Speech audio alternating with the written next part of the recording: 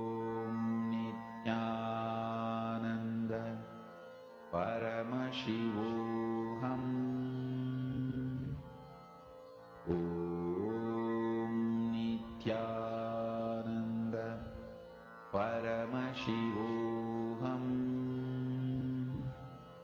Om Nithyananda Paramashivoham Om Nithyananda Paramashivoham Om Nithyananda Paramashivoham Om Nithyananda Paramashivoham Om Nithyananda Paramashivoham Om Nithyananda Paramashivoham Om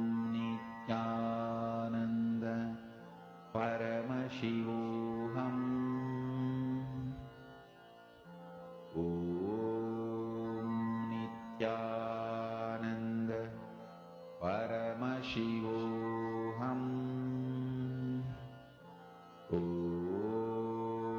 Nithyananda Paramashivoham Om Nithyananda Paramashivoham Om Nithyananda Paramashivoham Om Nithyananda Paramashivoham Om Nithyananda Paramashivoham Om Nithyananda Paramashivoham Om Nithyananda Paramashivoham Om Nithyananda Paramashivoham Om Nithyananda Paramashivoham Om Nithyananda Paramashivoham Om Nithyananda Paramashivoham Om Nithyananda Paramashivoham Mahamahavagya, spiritual lullaby for Samadhi, and Suprabhatam, wake up call, wake up song for Paramashiva. This Mahamahavagya is spiritual lullaby for you to fall into Samadhi. Suprabhatam, wake up song for Paramashiva to wake up in you. Just remember this one powerful cognition. This Mahamahavagya puts me in Samadhi. This is spiritual lullaby for Samadhi, and Suprabhatam, wake up song for Paramashiva in me, for Paramashiva to manifest. With this one spiritual powerful cognition, chant this Mahamahavagya.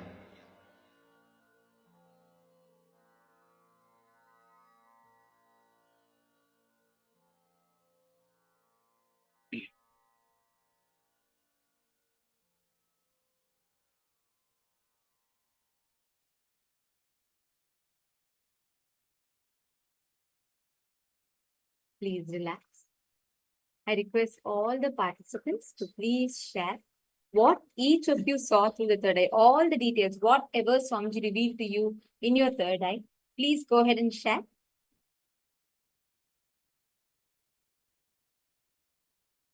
Come on, I request every one of you to post. Okay, I see some of you posted colors. It's good. Even if it's just colors, it's okay. Whatever you saw, you posted. Yes.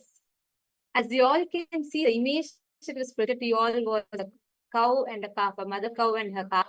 And it's just and then them sitting under a tree, and it's like white color cow and a calf. You all can see.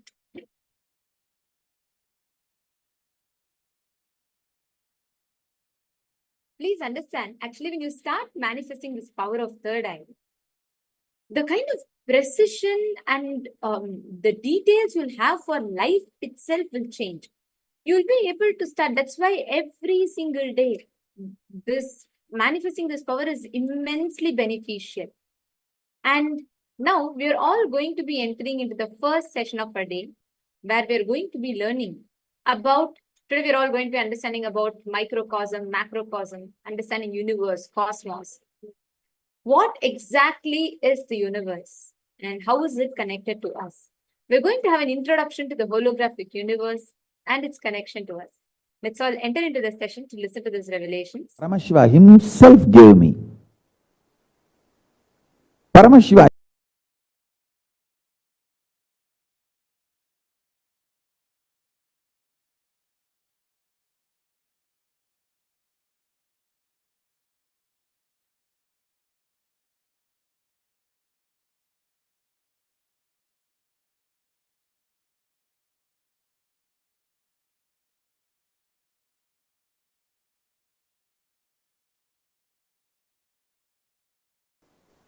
I'll give you some of the most beautiful, powerful conclusions Paramashiva himself gave me.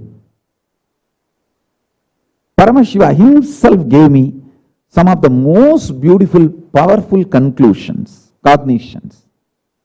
I will spell out everything. 1. Life has no complication. 2. Sometimes you believe people saying Paramashiva is far away in KAILASA. Sometimes you believe, no. Paramashiva is literally inside you, not somewhere far away in KAILASA. But listen to the truth. Paramashiva himself gave. He is in far away KAILASA and inside you as your very core existence, both. Understand? He is far away in KAILASA as the center, core of Brahmanda, macrocosm. Same Paramashiva is inside you, depth, core of your existence, microcosm, Pindanda, the center of Pindanda. It's like a time warp. Paramashiva is the superconscious happening in you. Because that superconscious happening in you, you feel you are alive. So the source of your first person, source of the existence of your first person is the superconscious happening called Paramashiva. Let me tell you the exact science. Please understand. See, the other day I was seeing a hologram. Maybe it's a some 2 inch by 2 inch size. On the pyramid, one dolphin is jumping. That is a hologram. So if you cut smaller, whatever size of piece you make it out of it, the full hologram is there as it is. Can you understand what I am saying? See, 2 inch by 2 inch, if you cut as a 4 piece, the full hologram is there. If you cut as 8 piece, the full hologram is there. If you cut as 100 piece, the full hologram is there. Just like that, Master's body is cosmos. The macrocosm in microcosm in its full form is Master's body. That is why the initiation is possible. Anything happens in this system, just one line, anything released in this system can just happen in the other systems. Just happen in the other systems. One understand? The Master's body is like a smallest possible hologram of the cosmos. Even then, even if you cut it as the smallest possible, the whole is there as it is. That is why Krishna in that small body, in that small mouth, able to show the whole cosmos to Yasoda. He just opened the mouth and Yasoda saw the whole cosmos. That is why, just in that small 6 feet frame, Krishna was able to show the whole cosmos to Arjuna. Understand? Master's body is the smallest bit of the cosmos. That is why when he releases something, it happens in you. Through He is there, Paramashiva is there in me. It is just a hologramic existence.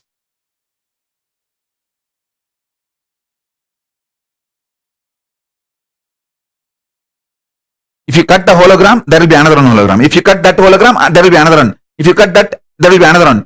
Till the end, it is only the same hologram. Same way Paramashiva. From Paramashiva till me, it is hologramic existence. Listen carefully. From Paramashiva to you, it is hologramic existence. Understand this. Doubt everything else, but not this ultimate truth.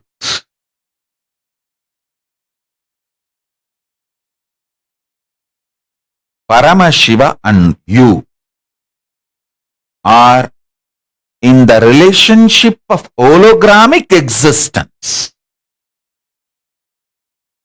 How much ever small you feel about you, you are a smaller, maybe smaller hologram of Paramashiva, but not anything else.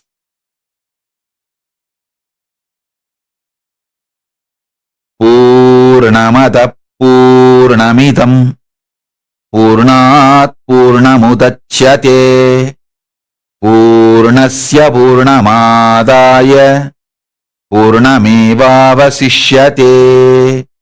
If the hologram is taken away from a hologram, the hologram remains as hologram. The hologram which is taken away from the hologram also remains as the hologram.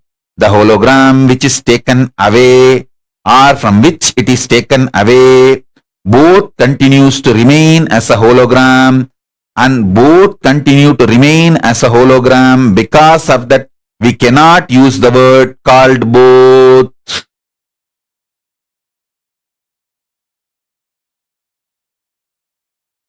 This is the left translation. Purna remains as Purna when Purna is moved from the Purna, because Purna remains as the Purna when the Purna is removed from the Purna. You cannot call that Purna is removed from the Purna, and you cannot call there are two Purnas, one Purna removed from one Purna, both Purnas remain as Purna. No.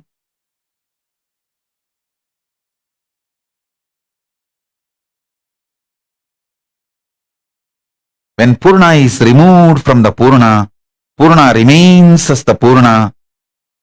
Because Purna remains as the Purna, you can't call Purna is removed from the Purna. You can't say there are two Purnas which continues to remain as Purna. And you can't say Purna is removed from the Purna. Purna can be added back to Purna. Purna remains as Purna. When you go through any idea of removing, adding 1, 2, 3 or no number, Purna remains as Purna.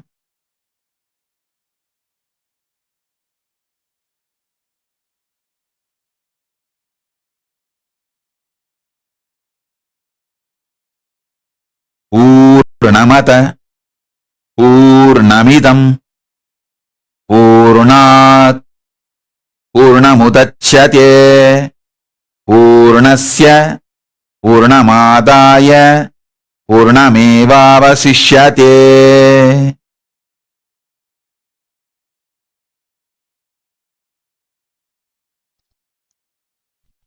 The Brahmanda has various dimensions. Whatever is in Brahmanda operates in you as Pindanda,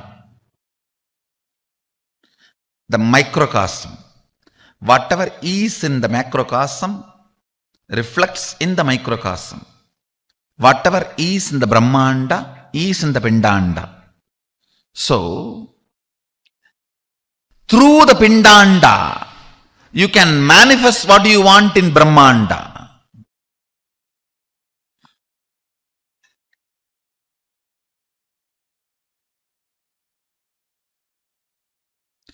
Through the Pindanda. What is the one end of the macrocosm in you? By operating that, the other end of the rope, which is in the macrocosm, can be manipulated, manifested as you want. One long rope, one end of the rope in the microcosm, Pindanda, is verbalization. The same rope is vibrating quantumly in the macrocosm, Brahmanda, as the dimension of length. One end of the rope in the microcosm, Pindanda, is the verbalization dimension.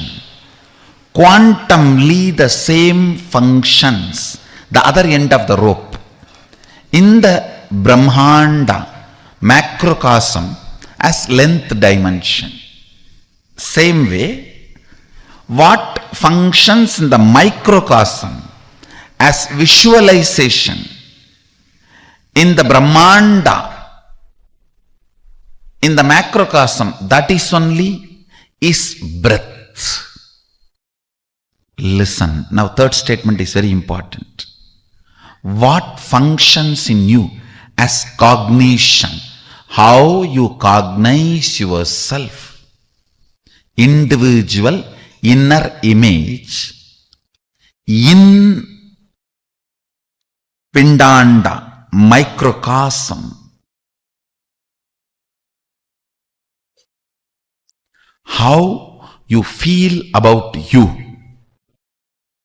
that same only, that cognition, inner image, vibrates as the dimension of depth in the macrocosm. That is why your inner image matters for your life. What you attract, what you manifest, how you live matters, I tell you. Never allow lower inner image in you. There is nobody has a right to judge you. Even your guru has only right to help you, not judge you. Listen. Even your guru only has a right to help you, not to judge you. Even Guru does not have a right to judge you, then who else?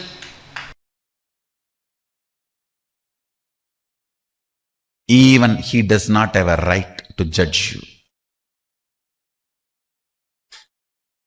He only has a right to help you.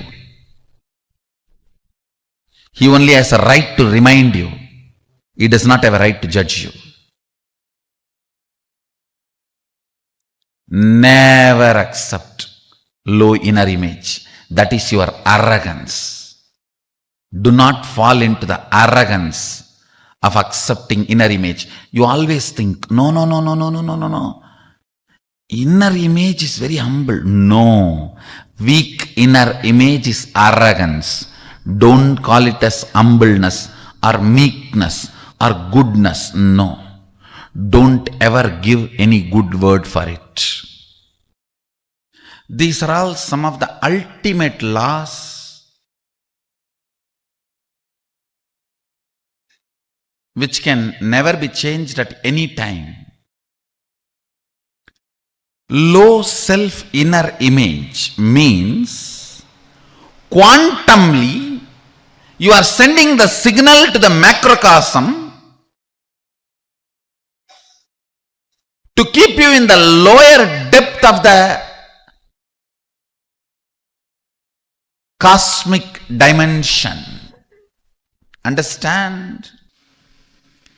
The kind of a frequency you send from here, the way you are dealing the rope in one end, are you pulling or pushing or burning?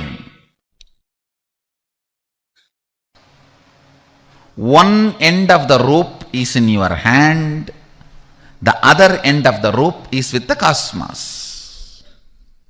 Listen, one end of the rope is in your hand, the other end of the rope is in the cosmos. The macrocosm quantumly operates into microcosm. Your verbalization directly affects the length dimension of the cosmos.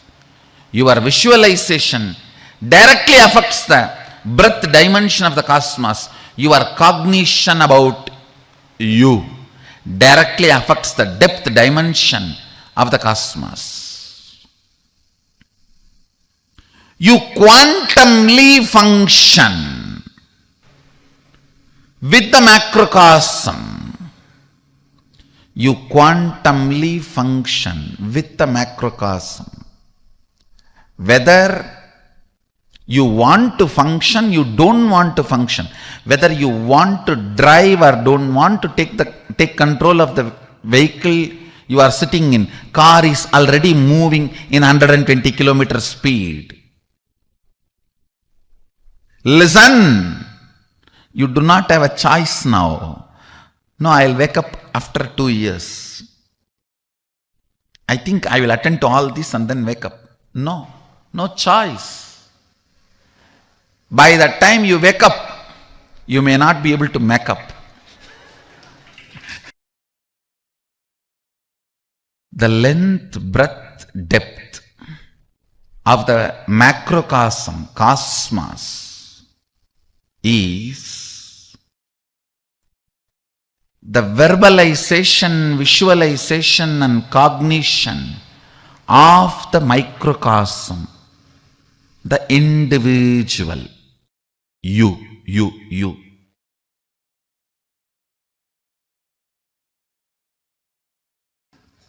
So the higher inner image and the visualizations and verbalizations triggered by the higher inner image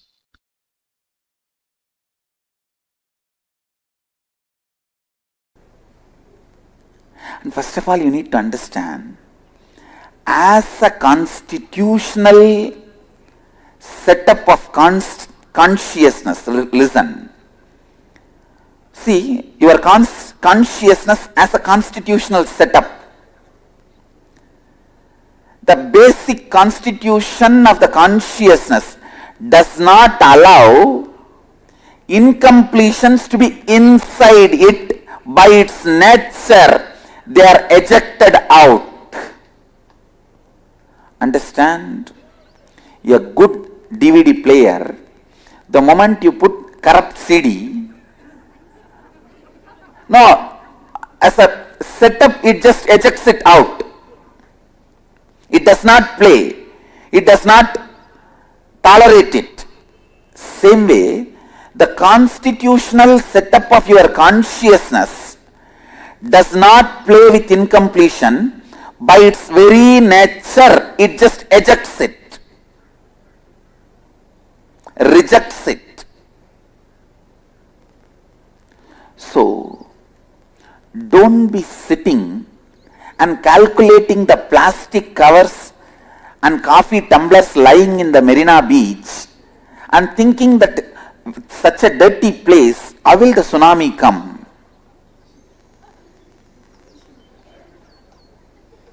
Tsunami cannot be stopped by the plastic covers. Shivoham cannot be stopped by the small incompletions you think you are having. As I said,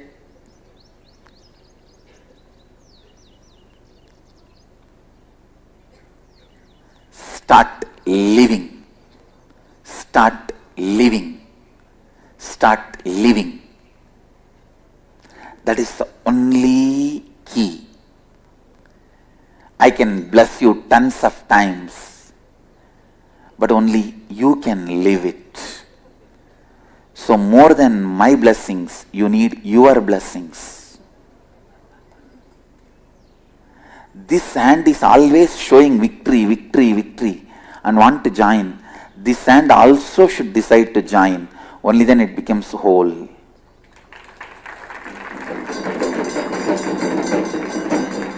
So this will become our new emblem and mudra. To remember, when you feel victorious, Mahadeva feels victorious. He wants you to be victorious because that is the way he feels victorious. The whole celebrates you feeling as whole because the whole feels fulfilled when you feel you are whole.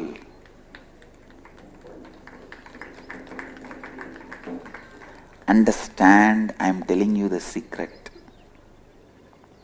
He wants you to experience Shivoham. Otherwise, why should he come down from KAILASA? He wants you to experience Shivoham.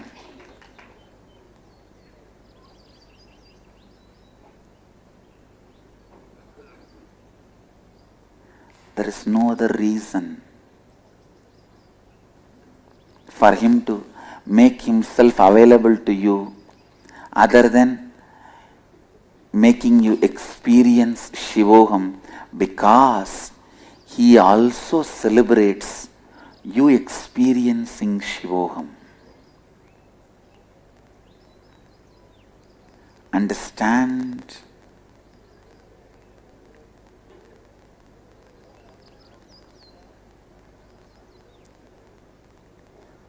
Remember this one line. He celebrates when he is able to make you celebrate, because Mahadeva loves you.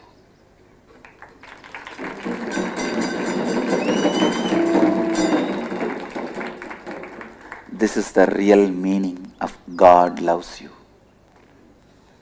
Understand?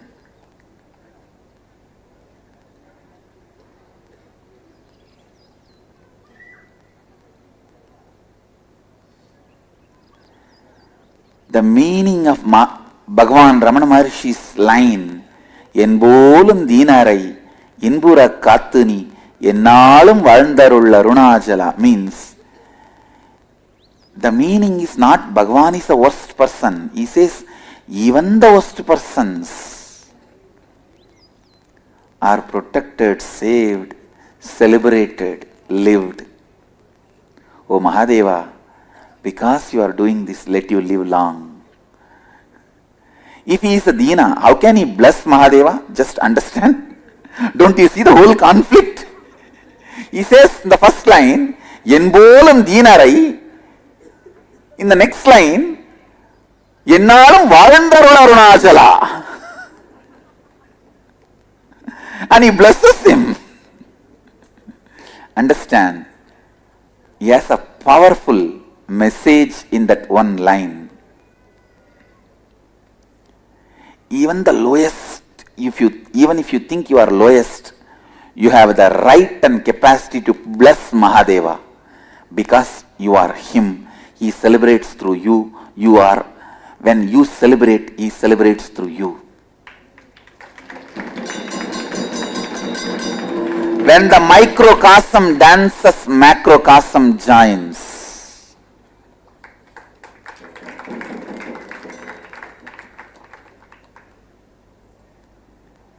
When you do Natana, Nataraja joins. Listen carefully. Just today, one of my disciples was asking me, Swamiji, one very important question. You are a macrocosm, and you have come down into this body as microcosm. How do you feel? I said, precisely, I feel I am a macrocosm because I have not come down. I have reflected myself into this body and woken up, started operating this system, not shrunk into this system. This system is not exclusive of me, it is inclusive of me. Before the system was created, during the system was functioning, after the system stops functioning. Throughout, this was inclusive of me. Whenever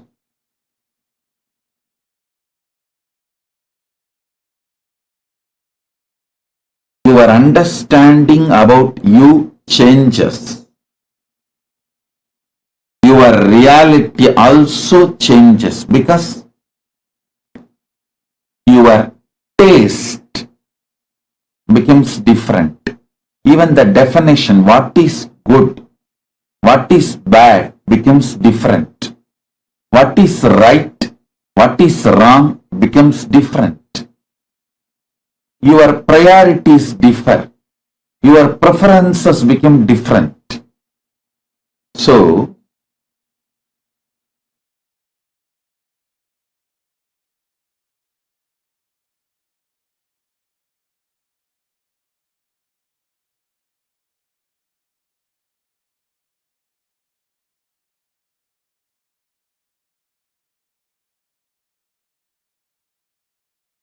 your existence, if you feel you are just your body, your desires, your preferences, your priorities, your good, your idea about bad, your idea about right, your idea about wrong, everything about your life, what you consider as a profit, what you consider as a goal of your life, everything will be focused on the idea, your body, because your core cognition is that your body. If your body, your goals and desires and priorities will be different. If you understand your consciousness, Chit, your priorities will become different. Your right, wrong will become different.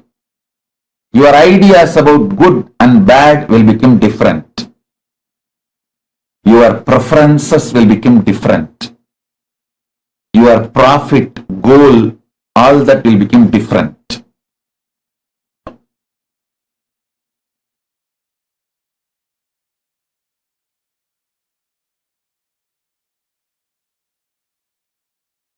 So what you cognize about you as you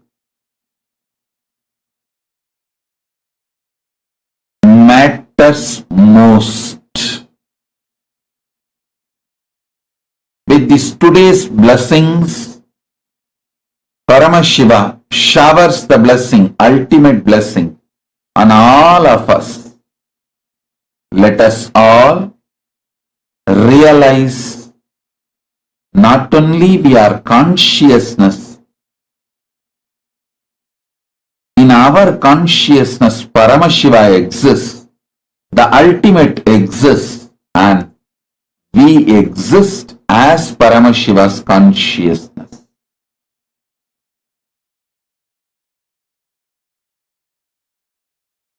Job of the Guru in Hindu tradition is to make you realize you are Paramashiva. Paramashiva's consciousness exists in your consciousness. You exist in Paramashiva's consciousness. The ultimate consciousness exists in you, making you experience Paramashiva Chit Gana is the job of Guru in Hindu tradition. Paramashiva beautifully explains in Guru Gita, Naguro Radigam, Naguro Radigam, Naguro Radigam, Shivasa Sanataha, Shivasa Sanataha, Shivasa Sanataha, means there is nothing higher than Guru, there is nothing higher than Guru, there is nothing higher than Guru. This is the constitution, Sasana of Shiva. Thus Shiva declares, thus Shiva declares as Shiva Sasanataha, means this is Shiva's constitution. This is Shiva's constitution. This is Shiva's constitution. In Hindu tradition, you realizing the truth, you are the ultimate. The ultimate resides in you. The Parama Advaita Satya, Paramadvaita Satya,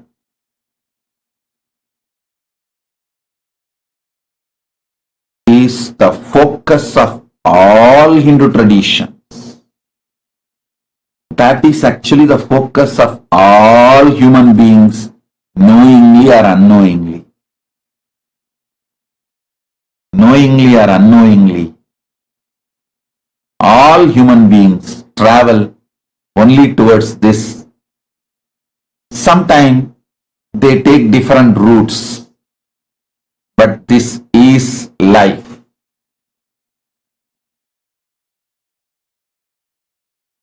Listen. The more you turn towards consciousness, not only you start experiencing living, your consciousness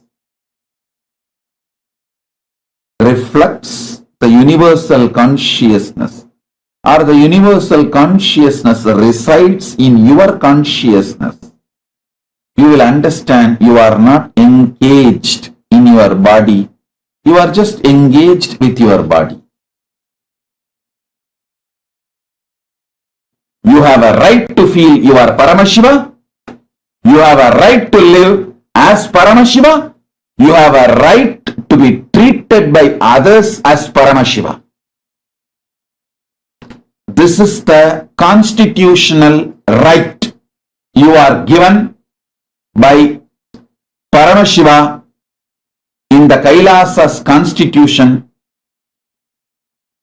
for every being, every living being. KAILASA's constitution guarantees conscious sovereignty. Listen.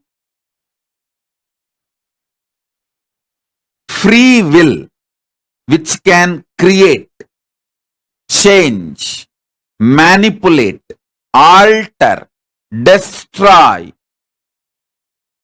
patterns and rhythms is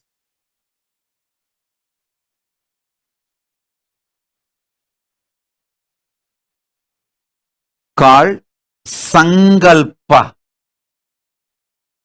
or individual independent intelligence which can make decisions.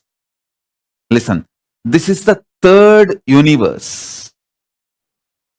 In the parallel universe layer, the next parallel universe layer. Actually, this whole parallel universe you can see in your macrocosm, in your body, and in the microcosm. It is same, holographic. Just it's a hologram. What is there is here. Brahmanda resides in Pindanda.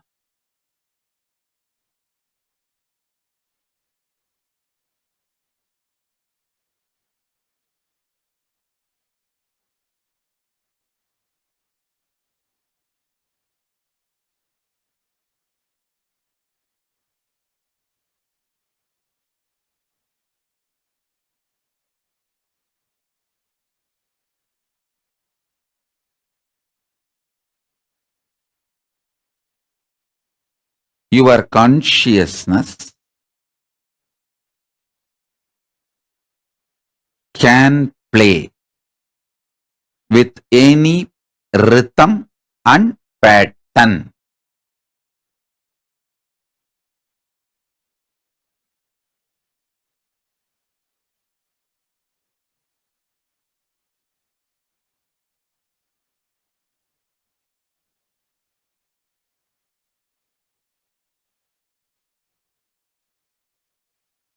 How many of you understand? Your consciousness can interfere, change, alter, delete your rhythms and patterns. Listen here. I'll explain now. Next thing.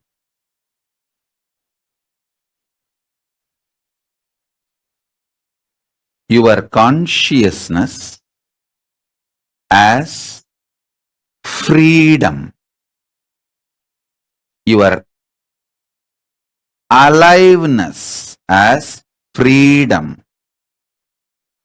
to intervene, change, alter, reorganize, delete, create, recreate, rebuild your rhythms and patterns. So now, the more you intervene with your patterns and rhythms, more alive you become. More you allow your patterns and rhythms take over you, more dead and frustrated and useless you feel about life. The more you interfere with your rhythms and patterns, more you become alive. Even if you are fighting, fighting gives a kind of a kick. If you are typically Indian couple, you will understand how much the fighting energizes you. When you are tired, bored, don't feel like going to office, just have a 10-minute shouting in the house, you will have so much energy. You will run away to office. Work properly, 12 hours in the office. Will not come back home soon. Fight gives a kind of a kick. Even if you fight,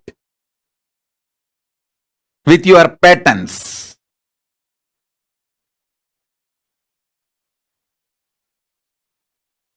Any decision to intervene with your rhythms and patterns makes you more alive. This is cosmic law. Cosmic law. More you allow your patterns and rhythms to live, run your life, you will feel frustrated, bored, tired, and you don't even know how the days are passing, months are passing, life is passing, and you are just stuck. Nothing is happening. Nothing is happening. You are just stuck.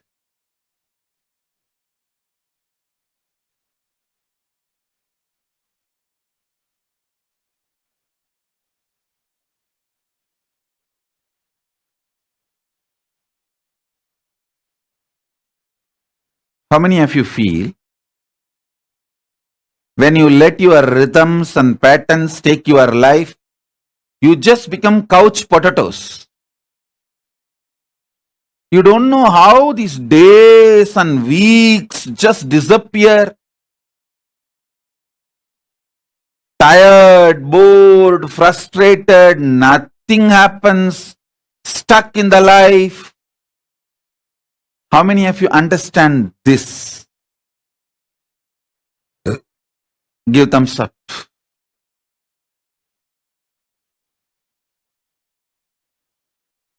See, your decision to interfere with patterns, make yourself excited, is Ketu.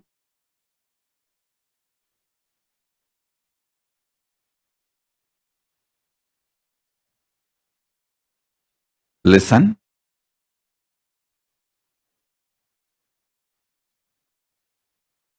Always interfere with your patterns and rhythms.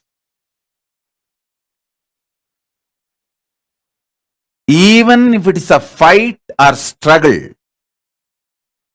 always interfere. Try to manipulate.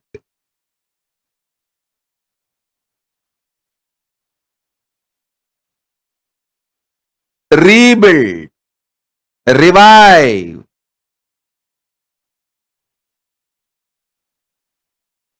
Your life.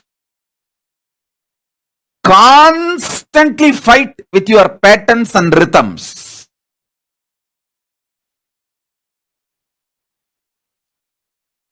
Listen. Listen to this.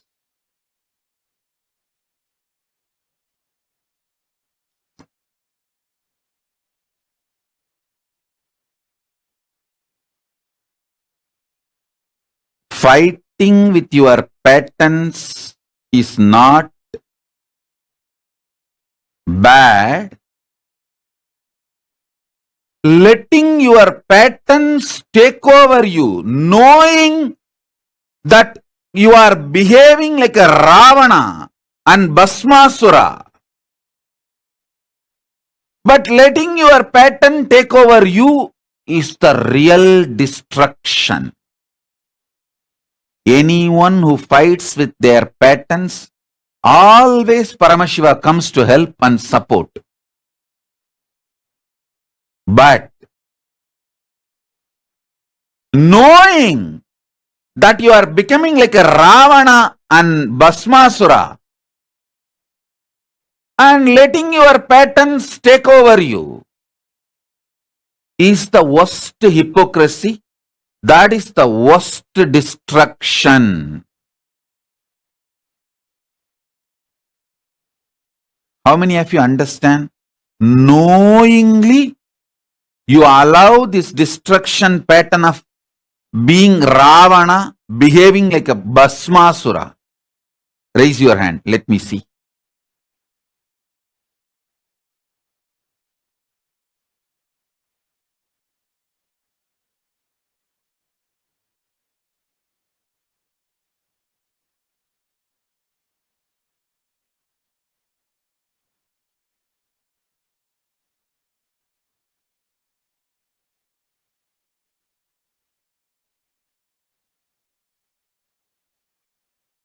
consciousness,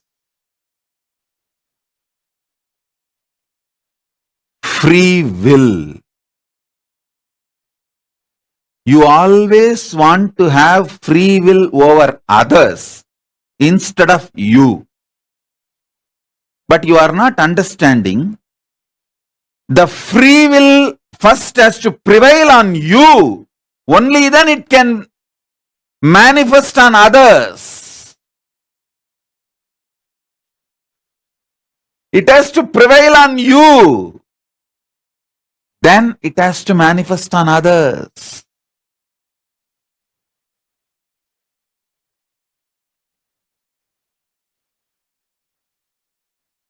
Free will, freedom, powerfulness, all that first has to manifest within you, over you. Only then it manifests on others.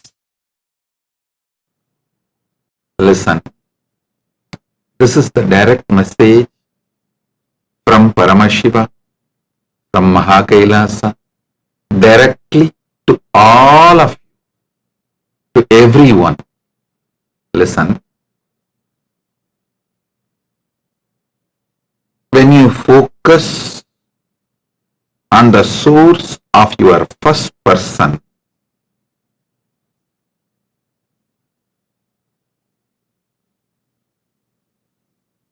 deeply, first you will get the glimpse that the source of your first person is not only the perceiver, he is the creator. Listen, when you start looking deep to the source of your first person, in the initial level you will feel who is perceiving everything as you. But if you look into the source of that first person, you will realize the creator is only manifesting in you as the perceiver. Paramashiva, who is the creator, is manifesting in you as the individual perceiver.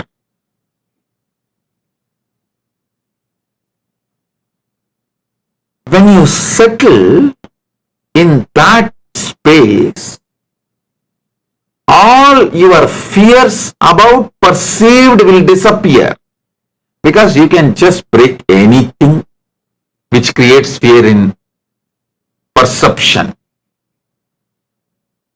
If you perceive anything as frightening, fearful, you can finish it off. You can clear it, because you are the creator. Same way, you will not be greedy or attached to anything, because anything you enjoy, you can go on keeping it forever. So you will feel bored about, what is there to keep it forever and enjoy? After all, I am the creator. Knowing the perceiver is creator liberates you from fear and greed. Liberates you from all types of fear, including death fear. Liberates you from all types of greed, including attachment to life. I've seen millions of seekers, especially in Tiruvannamala, people who just read one or two Ramana Maharshi's books, few books, and they think, oh, this is enough for me. Yes, that is enough. If you sincerely practice and focus on the source of your first person,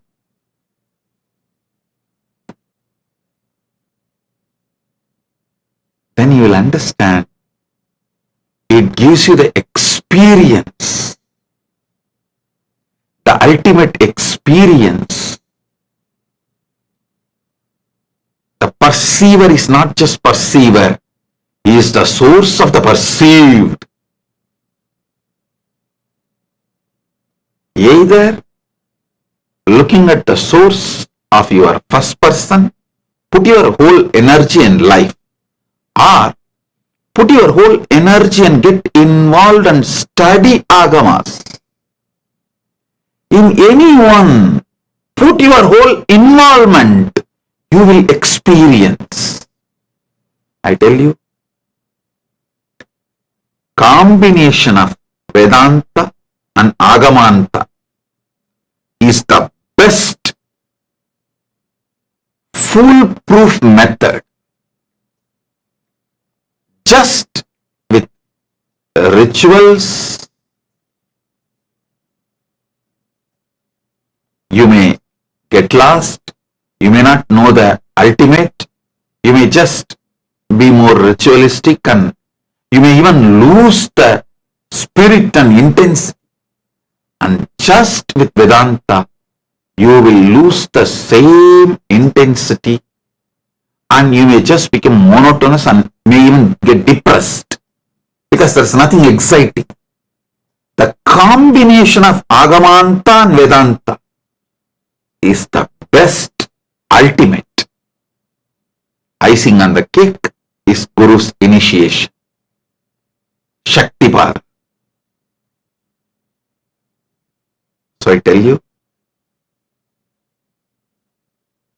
when you look deeply at the source of your first person, you will actually experience the various components of you and the relationship between the source of you and the various manifestations and components of you. You will realize the same in cosmos, Paramashiva, and the relationship he has with his own various manifestations.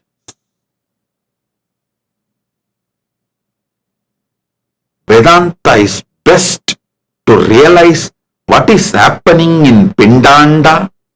Agamanta is best to realize what is happening in Brahmanda.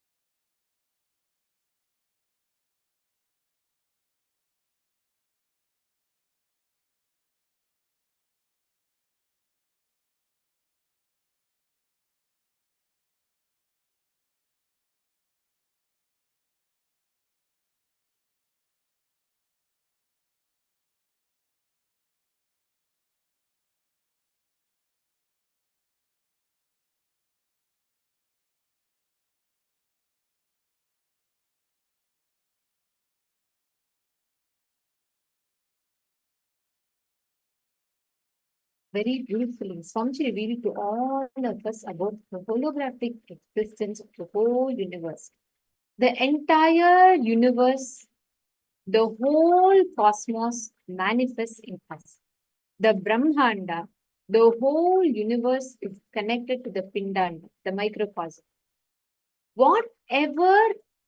However you understand the whole universe, that universe exists inside of you. And it is available, functioning within you as well. As much as it exists as in the cosmos, the universe exists in you as well. This amazing principle is what Swamiji revealed to all of us in this session. Knowing that the whole cosmos, that's why we say yata pinde tata brahmande, means how the microcosm is, that's how the macrocosm is, and how the macrocosm is, that's how the microcosm is. The whole universe reflects on you. See, understand this one powerful cognition in you, what functions in you as your cognition. What is happening is your cognition, your understanding, your perceptions, how your individual will, your individual consciousness, who you feel, how you cognize yourself, pindanda, microcosm, that same cognition, that same understanding, that inner image vibrates as a dimension of depth in the macrocosm. Brahmanda is in Pindanda, Pindanda is in Brahmanda. How you feel about you matters, actually, Swamiji has revealed. There have been many times, like Swamiji has even established this too. Swamiji has revealed how by the more and more completion you bring in, you're actually healing the ozone layer. Listen clearly. How many of you are concerned about the climate crisis, climate situation that is there right now? And you're seeing clearly planet Earth is getting destroyed in multiple levels.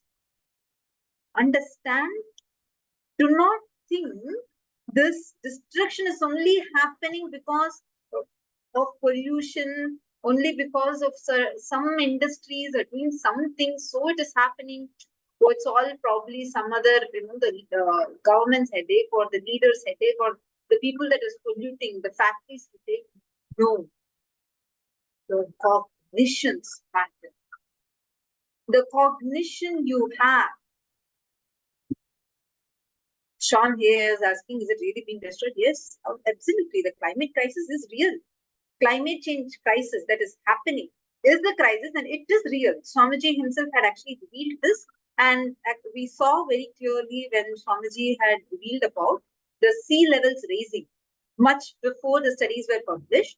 In one of the Akashic readings, Swamiji revealed how the glaciers are going to be melting, like the sea levels are raising, and the global warming is increasing. About sea level raising, Swamiji had revealed. After that, the very next day, a huge, almost to the size of Manhattan, a huge iceberg broke off from the big glaciers and started melting down. See, first and foremost thing, this is not an independent event. Understand, your cognitions matter. Do you think climate crisis outside is happening independent of you? No. The thought currents we cherish, the cognitions we cherish, the incompletions or completion space, what you cherish inside you, microcosm, pindanda, affects the macrocosm, brahmanda. Many times, through various studies, this has been proven, scientifically studied and proven, how when we do completion or when we had a group of meditators who actually went and meditated in different cities, and very clearly we measured how the crime rates dropped, global warming, the temperatures started dropping, how the place there started transforming just merely by doing unclutching practice and sitting in the space of completion. Because why? Microcosm has a direct impact on macrocosm. This is called as a Maharishi effect. You can Google and see. This was previously conducted as an experiment with this Maharishi Mahesh Yogi. His group had done this as an experiment where trained meditators were sent to different parts of the globe, and wherever the crime rates were high, wherever the violence was high, just by going, sitting there and meditating, not even talking, interacting with anyone, no. Just by meditating, in a matter of few days, completely the crime rate started reducing. Same thing happened. You all can see in the YouTube channel, Swamiji's YouTube channel, KAILASA especially on the YouTube channel. We have that daily Annadan that happens. Yes, in Tiruvannamalai, Madurai, in many places, daily Annadan happens. In SSJP, Shamala Pita Sarvanya. And when Swamiji was coronated as the pontiff of Shamala Pita Sarvanya, when Swamiji was coronated there, this was in 2012. And at that time, when Swamiji had been to Madurai, they reported to Swamiji that Swamiji, crime rates are extremely high, especially in this area. Like all of you, like especially whenever Swamiji goes, along with Swamiji, it's like the global Hindu diaspora goes. Like a lot of Hindus from different parts of the world go there. So they were telling Swamiji, like the crime rates are pretty high over here in this area. And Swamiji said, don't worry. So 1 week, Swamiji was there. 1 week, I think few days together. Swamiji was there, and every day there will be Annadan. Annadan means food, not any random food, organic, sattvic, pure sattvic food will be served. Same food only, everyone will eat. Even in the Adinam, people will eat the same food, and that same food only Swamiji himself will eat. So that food only will be served to everyone. Whoever is coming, it will be served completely for free. This is like Annadan that happens, where it's not just food. The food is also energized, specially energized through so many rituals, chantings, and Swamiji himself blesses. And that food, anyone if they eat, they immediately experience healing. And they start transforming internally as well. Their body and their consciousness, their mind, everything starts transforming. Just in few days after Swamiji started Annadan, the police department of that main city itself, they came to Swamiji, said, Swamiji, we came to offer our gratitude. Because from the time Swamiji came to know, completely the whole crime rates have dropped, and the petty thieves, the petty crimes, pickpocketing, and people who do these petty crimes now are completely dropped that completely, and are coming and aligning, like they're doing their own jobs. They have started transforming. Just one Annadan. It is just one Annadan, like a simple thing, a humanitarian service that Swamiji is doing. Because it's not simple. A lot of things are involved in it. But I'm saying just that one act, actually, it transforms the whole place. And not just that. Whenever Swamiji is there, completely transforms the whole society, whole place. Actually, that's why Swamiji tells how the collective consciousness, what we call as collective consciousness, is all made up of the individual consciousness. How an individual consciousness exists, that is what determines the collective consciousness. It's not something independent, separate of what we are. The collective consciousness is a reflection of what individual consciousness is. When your individual consciousness evolves, as a result, the collective consciousness evolves. That is why what you carry as your inner image really matters in your life. See, one important thing about this, what I was addressing about this climate change, right? In 2016 or 2017, Swamiji conducted one, this was a live experiment. It was streamed live and millions of people watched this. How there was on the World Environment Day, we chose 108 places, and in 108 places where it was completely dry, very arid regions, and in some places that time forest fire was happening, and in some places for the next few days there was absolutely no prediction of rain, and 108 such places were chosen where either they were all in extreme conditions and there has been no rain and there was no prediction of rain for the next 1 week. And those 108 places were taken on the World Environment Day. Swamiji blessed for the Nithyananda yogis, whom Swamiji has initiated into the power manifestation, sat live on stage. And each one of them were sitting and declaring, saying, this is the place. Like, for example, there was a fire thing that particular time, there's forest fire happening. There's a fire in California happening too. And they declared, okay, now the fire that's happening here in this city, in this place in California, I'm declaring, let it rain. They're like each one would be sitting in the stage and actually creating the space for every single person as they were all sitting and doing. 95% heavy rain. In a matter of few minutes, unexpected in all the places, 95% heavy rain was there, and not just that. In the remaining places, immediately there was a change. All 108 places, immediately the nature responded. Suddenly the temperature started coming down. So I'm not talking about days together. This happened on the same World Environment Day in a matter of half an hour. Just the declaration, chanting, when sitting in the power manifestation, connecting in oneness with Swamiji and manifesting. See, actually, Hinduism is the only one that has solution for all problems that humanity is currently facing. The thing is, we need to understand how whole macrocosm, the Brahmanda, planets, galaxies, the entire planet Earth, and everything you see externally, the whole universe is directly connected to the Pindanda, the microcosm.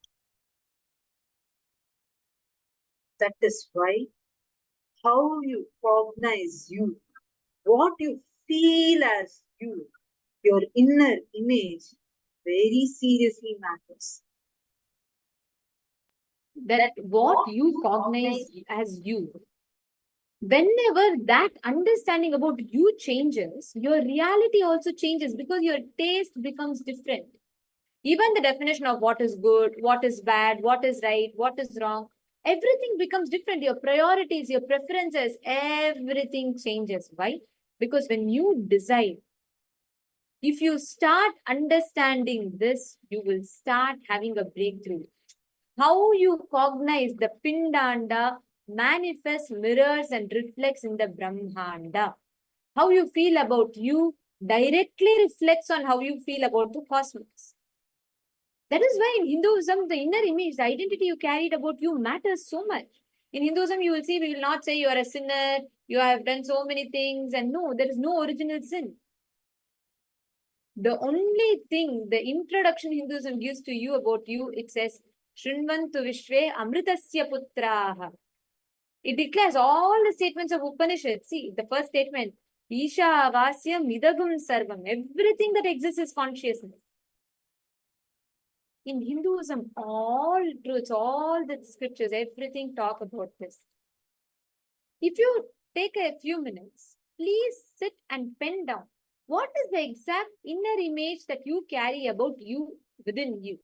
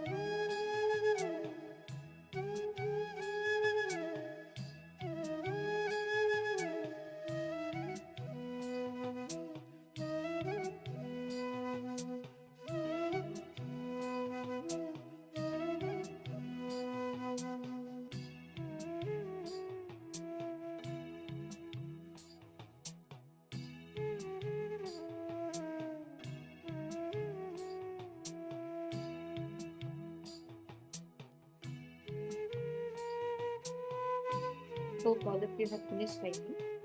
Now please understand all the cognitions that each of you have written down. How you cognize your pindanda. Yourself, basically all the cognitions you carry about you, the understandings and conclusions that you build about you, within you. That determines how you understand, how you experience life, the macrocosm. When we say macrocosm, Brahmanda, it means life itself. The way you cognize life, how life occurs to you, all of it is determined based on how you cognize you. Because what you understand as you project that only to the world around you. Actually, if you notice, just track what you have written down as how you cognize yourself. All situations in life you will attract will be based on that. How you cognize yourself, you will see all situations in your life will attract based on that. The cognition you carry about yourself is precisely what will reflect in all the situations that come to you. Like, for example, if you think constantly, you feel like you are showered, you feel like anything you want, some or other way it happens. You will see in your life, it will be a constant problem solver for you. Like, you will be a constant problem solver for your teammates. And if you feel yourself, you feel like joy in making things happen, you will see that automatically the way you manifest life will be, you'll be part of many major projects, major things. Or if you feel you're incapable, you feel like you can't do anything, you will see that you'll only again and again attract situations where you fail. How you cognize you determines the situations you attract towards you in life. Actually, each of you looking into all the aspects that you call pen down, right? And see what are actually the type of situations you're attracting. Sit and pen down, write down in detail. What are all the different situation, different type of things that you're attracting in your life? Based on your cognitions that you carry about you, how do you see that the situation you attract also changes? Please take a few minutes and I request each of you to introspect this and please write down.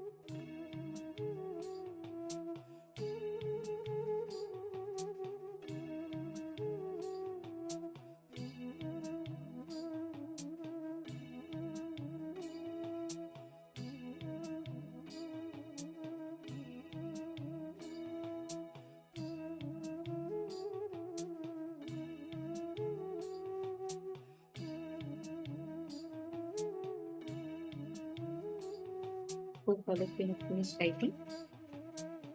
Now, with this understanding, just decide to organize yourself. Every aspect of you, who you are, what you are, how you understand yourself, how you see yourself, make all of these, become conscious about this. This your decision to become aware, your decision to become conscious about this will itself change the perceptions you carry about it.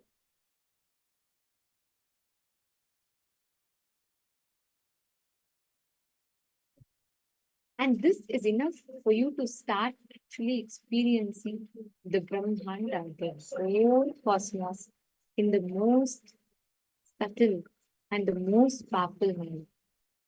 Now, all of us are going to be understanding about how does this cosmos reflect in us. See, we all know we are the universe, why, how we are the whole cosmos.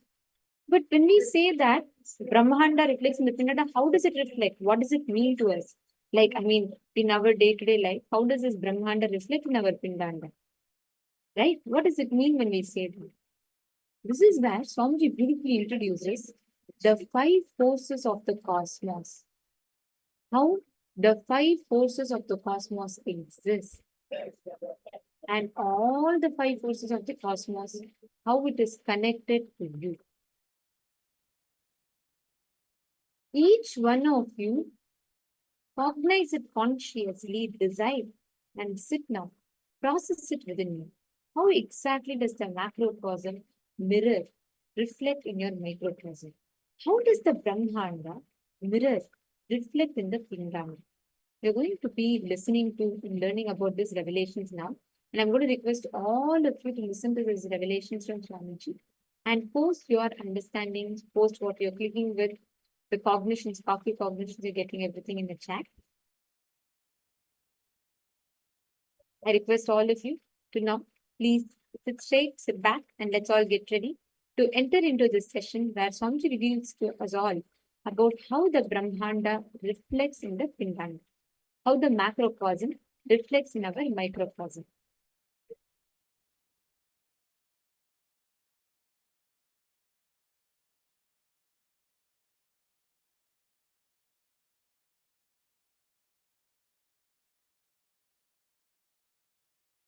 Now, listen to the cosmic signs, cosmic revelations, ultimate sacred secrets related to the Shaktis. Understand, the modern day science is able to understand using the human mind the 4 forces. Listen. Modern day science is able to understand 4 forces using human mind. 1, gravitation, the power of gravity, gravitation power. 2nd, electromagnetic force. 3rd, weak nuclear force. 4th, strong nuclear force. I want to give you some of the powerful sacred secrets, revelations to all of you, so you can understand these powers and forces in the higher level, from the higher dimensions. Understand? Whatever is happening in Brahmanda is happening in Pindanda. Whatever is happening in macrocosm is happening in microcosm.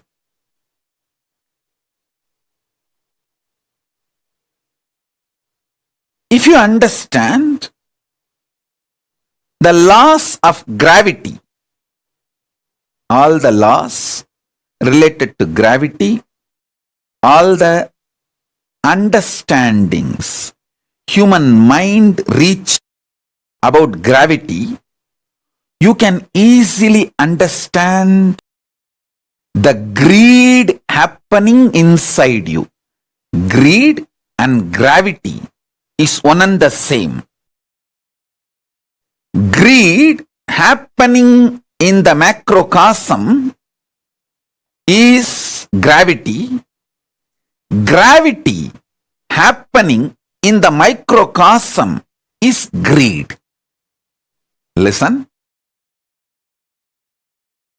Greed happening in the macrocosm is gravity. Gravity happening in the microcosm is greed. If you map all the understandings you have about gravity on your greed, and all the understandings you have about the principle of greed on the principle of gravity, you will have powerful insights about your life. Gravitating is nothing but greed for more. Greed for more. Listen carefully. First understanding. The second force is electromagnetic force.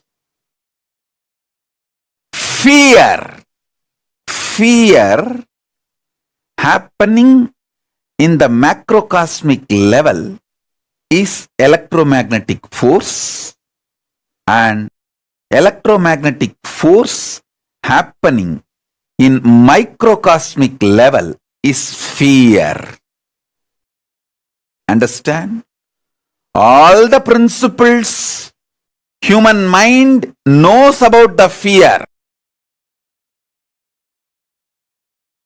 All the laws, principles, science, human mind knows about the electromagnetic force. Apply them to the fear you experience in your microcosm. You will realize so many deeper level truths about fear. You will just conquer fear, and you will know how to use fear in your life. Listen. Third force human mind decoded is weak nuclear force.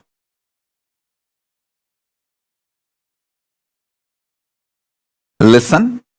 Weak nuclear force.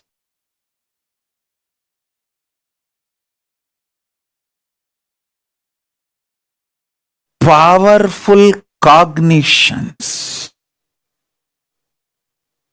happening in microcosm is the weak nuclear force. Listen. Listen, I'm repeating. In microcosm, the powerful cognitions you experience are the equivalent to weak nuclear force. In the cosmos, macrocosmic level, when powerful cognitions are revealed by cosmos to cosmos, when it manifests powerful cognitions, that is the weak nuclear force. The weak nuclear force manifesting in the microcosmic level is powerful cognitions. Powerful cognitions manifesting in the macrocosmic level is weak nuclear force.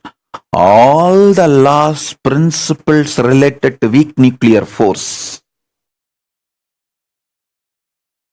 take them and map to your powerful cognitions. When you manifest powerful cognitions, what happens in you? Map it. You will have so much understanding and revelations. Whenever you get the powerful cognitions, what happens in you? Observe that. Observe that. Absorb and observe. Map that into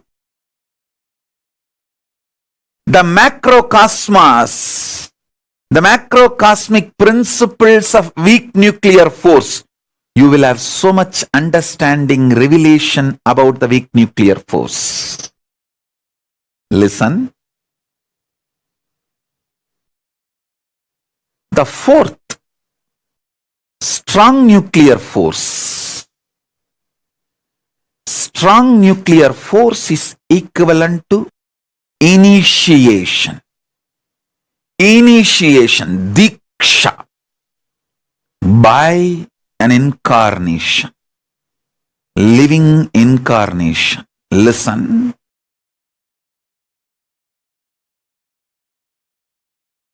Strong nuclear force happening in the microcosmic level is diksha, initiation. Diksha, initiation happening in the macrocosmic level is strong nuclear force. Every principle, understanding, ideas, scientific revelations you know about the strong nuclear force, map them to the microcosmic experience of initiation. You will have so much of understanding, clarity, revelations about the power of initiation. You will be able to absorb initiation more and use initiation more. Get the best out of initiation. Same way, everything you know about the power of initiation in the microcosmic level, map it to the strong nuclear force of macrocosmic level.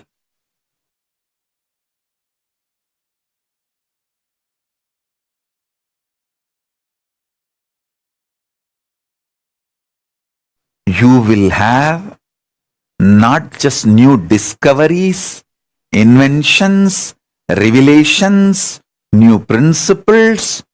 You will be empowered to use the strong nuclear force in the macrocosmic level also.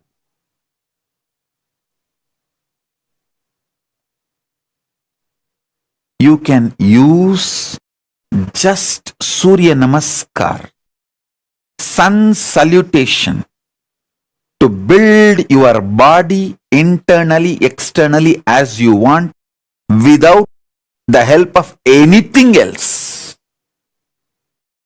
Because sun salutation, Surya Namaskar, is nothing but using strong nuclear force of the sun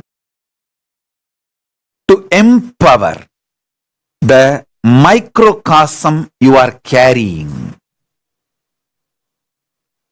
Surya Namaskar is a direct initiation from Surya. Listen. I will repeat.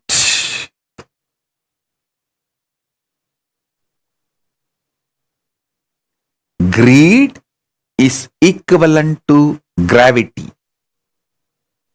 Fear is equivalent to electromagnetic force. Powerful cognitions are equivalent to weak nuclear force, soft nuclear force, soft nuclear power. Initiation by me, Paramashiva, directly is equivalent to strong nuclear force.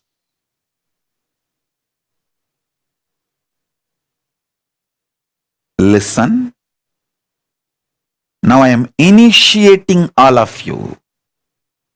So listen. Now I am giving you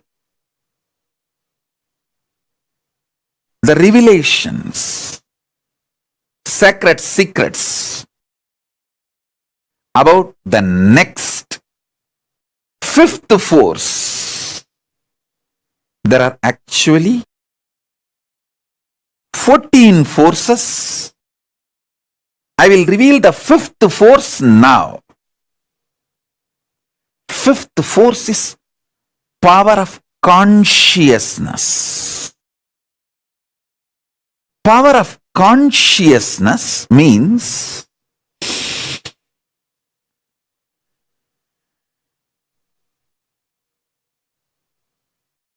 just knowing the truth. Paramashiva is there not because you believe. It's a truth. Paramashiva is real, is truth.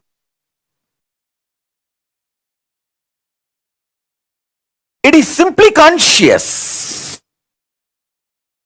As your consciousness is the reality, the existence of Paramashiva is real.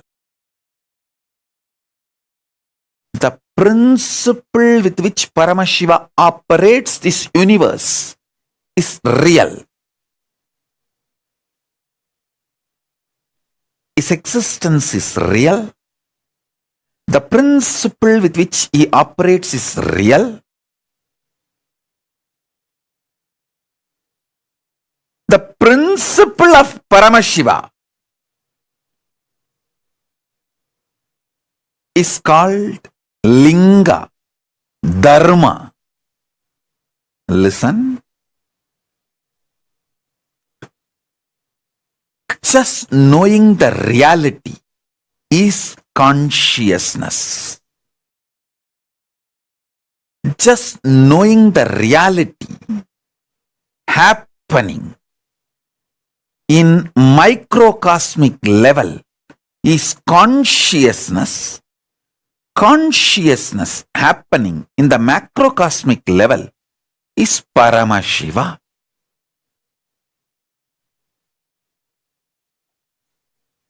Paramashiva is real, is consciousness. So first thing,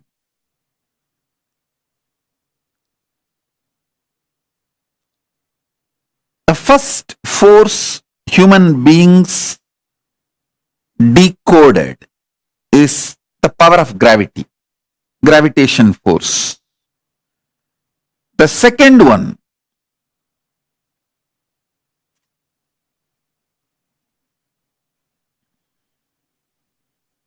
electromagnetic force. Third, weak nuclear force. Fourth, strong nuclear force. The fifth force is reality. Of course, it's not that just with the fifth it ends. No. With the fifth, it enters into a different space altogether. There are 6th, 7th, 8th, 9th, 11th, 12th, 13th, 14th, up to 14 dimension. Different forces exist. 14th force is that absolute Paramashiva, Turyadita.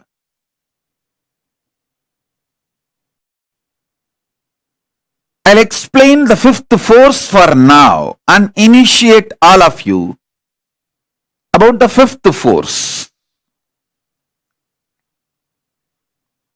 I'll reveal the exact Tamil words got revealed to me by Paramashiva, Arunagiri Yogeshwara directly. Still I enjoy Paramashiva as my Guru, Arunagiri Yogeshwara.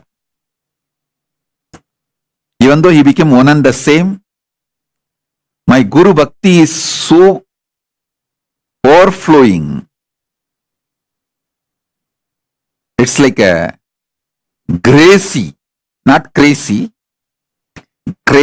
cranky, all put together and beyond. It's a gracie.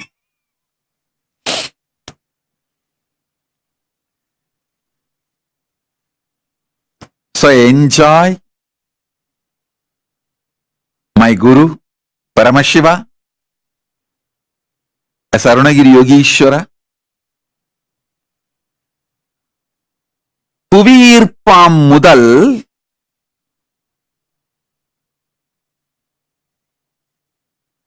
மின்காந்த அலைவீச்சாம் 2 சிறு அணுவாம் சக்தி 3 பேரண்ட பேரணு 4 இருப்பின்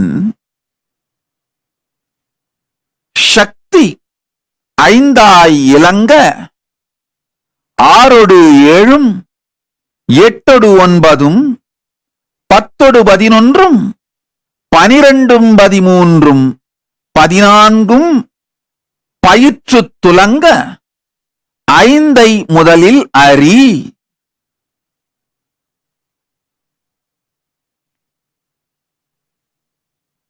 இருப்பின் இருப்பு பிண்டாண்டத்திற்குள் உயிரின் உணர்வாயும் உயிர்மையாயும் பிரம்மாண்டத்திற்குள் பரசிவமாயும் மலர்ந்து இருந்து துலங்குகிறது. Listen.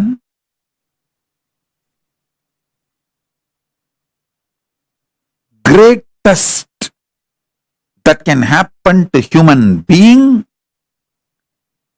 is this conscious reality becoming the existence, part of your existence. Listen. This conscious reality can be part of your existence if you have a direct feeling connection, Guru Bhakti. It can just like a jumping of the flame, transmission of the lamp. Hey, Paramashiva is real. Over. You just know. Swamiji said it. Paramashiva is real. Paramashiva is real. And based on that, your whole cognitive shift happens. Your existence shifts. From that reality, you cognize, exist, act, manifest, gravitate, do everything.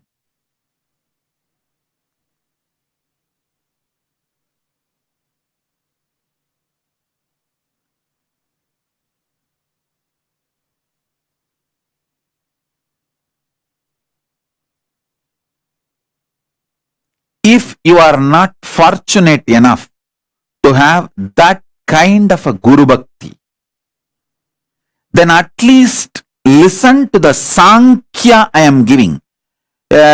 Understanding from known to unknown, then when the unknown becomes known, from that known to the next unknown, and when that unknown becomes known, from that known to the next unknown, this Sankhya which I am showing, at least move along with it.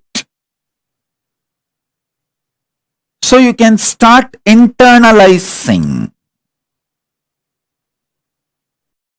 Consciously, you telling Paramashivoham, I am Paramashiva. Consciously you declaring you are Paramashiva is much more powerful than all the four natural forces. Gravity, electromagnetic force, soft nuclear force and strong force. Listen. Your conscious declaration is so powerful. It can manipulate, play with all the four forces. I want all of you to meditate on this one truth. Your Paramashivoham, the declaration, should manifest in you in such powerful way. All four forces are lower than you. You are supreme, ultimate than these four forces. Gravitational, electromagnetism, weak nuclear force and strong force. Listen carefully. It is possible. Only thing you need to understand, gravity works on you as laziness in the brain. Electromagnetic force works on you as self-doubt in you. Weak nuclear force works on you as self-hatred in you. Strong nuclear force works on you as self-denial in you. Decide. You will declare the conscious truth. Nithyananda Paramashivoham, to the level where your laziness is destroyed, your self-doubt, self-hatred, self-denial is destroyed. Understand? You are Paramashiva not because that idea has a utility value. You are Paramashiva because that is the truth. Even if you face the worst fears of your life, even while you are facing that worst fears, you are Paramashiva. Listen.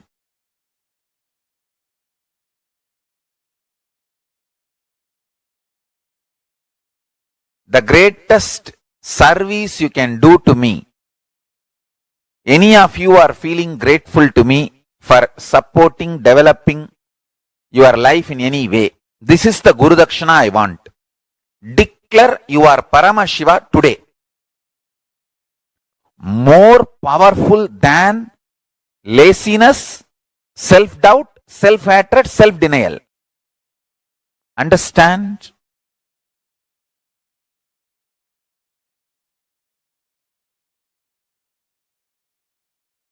You don't need to conquer the external objects to be successful. If you conquer internal instinct, you will be successful. Same way, to manifest Ishvara Shakti, you don't need to conquer the gravitational force, electromagnetic force, strong nuclear force, weak nuclear force. how they impact you, that impulses, if you conquer, you can conquer all the four externally. The internal impact of gravity on your system is laziness. Internal impact of electromagnetic force on your system is self-doubt. The weak nuclear forces internal impact on your system is self-hatred. The strong nuclear forces internal impact on your system is self-denial. Understand? You can actually see how clearly all these four are mapping to laziness and SDHD.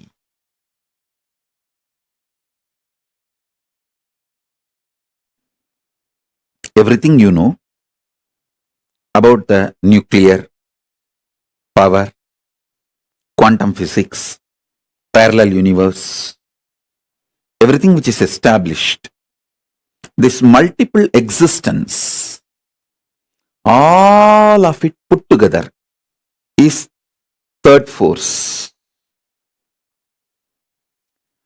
Third force's imaginary fantasy extension. If you do a scientific fiction movie, sci-fi movie, based on all your understandings about the third force, it is fourth force. Listen. Till now, human beings have not decoded the fourth force in a concrete way, but the fourth force is all possibility of third force. Because it is all possibility of the third force, any science fiction movie you develop based on anything you know about the third force is a reality in the fourth force. Listen to that. I'm repeating.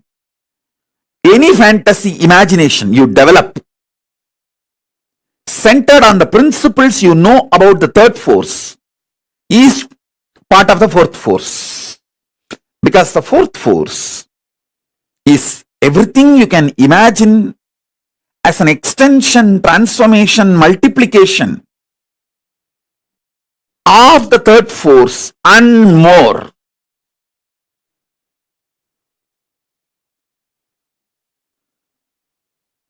That's the fourth force. Let me give you some more understanding about the third force. Listen.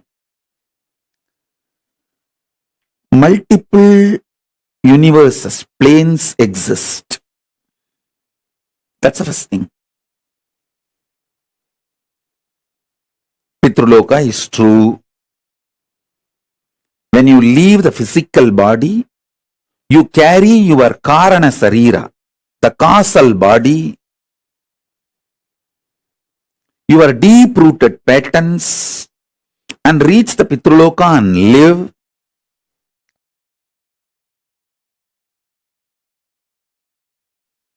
Listen, every word I am uttering today is a powerful cognition.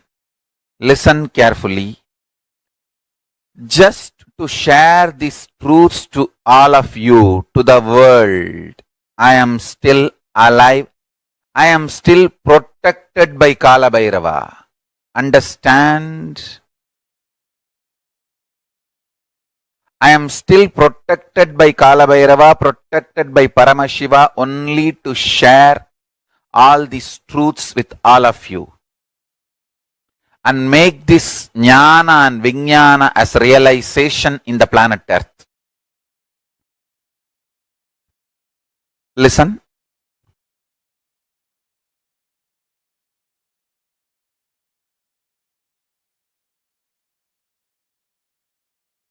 Parama, the ultimate. We can call it Parabrahma, Paramapada, Paramashiva, Parameshwara, Parashakti. That Parama from the pure power space gets embodied and manifests as Parameshwara. Shivatva manifesting as Ishwaratva. Power manifests as force. Listen. When the pure spiritual power manifests as pure spiritual force, when Shiva manifests as Ishwara, Paramashiva manifests as Parameshwara. You can call it as also as Paramashiva manifesting as Parashakti. Anything is okay. Because these words are used only to give a rough understanding. Behind these words there is a huge equations. Sankhya, the multi-dimensional logical equation.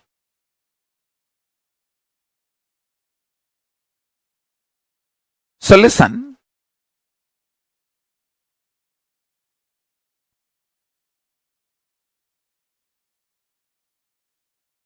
Let me explain this truth clearly.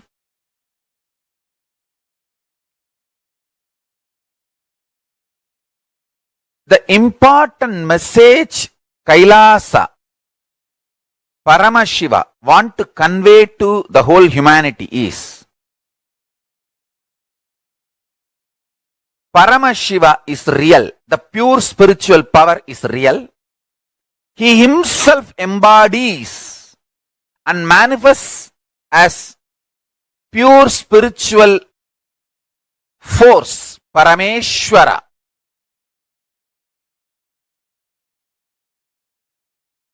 And when he embodies and manifests pure spiritual force, Parameshwara,